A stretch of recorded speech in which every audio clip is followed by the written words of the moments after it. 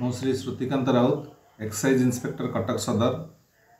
आगामी 2024 इलेक्शन को आखि आगे रखी आमर एक्साइज कमिशनर श्री नरसिंह भोल आईपीएस, कटक जिलापाल श्री नरहरि सेठी डायरेक्शन रे कटकर विभिन्न स्थान रे एक्साइज धरपकड़ चालुअछि। यही परिप्रेक्षी आज भोरु आमर एक टीम जुडिशियल एकाडेमी छकरे पेट्रोलिंग करथिया समय आठगड़ पटरू एक बोलेरो को संदिग्ध अवस्था अटक करी तलाशी करथिला एवं एथुरु 960 लिटर देसी मद जबत कराई। यही परिप्रेक्षी आम 2 जन आसामी को अटक रखी पचरा उचरा करथिलु एवं तांको परे कोर्ट चालान कराई।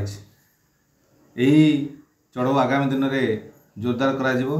आमर एक्साइज सुपरटेंडेंट श्री देवाशीष पटेल सारंकर कड़ा निर्देश अच्छी इलेक्शन पर्यंत यही चढ़ऊ को आउरी जोरदार करा जिवो।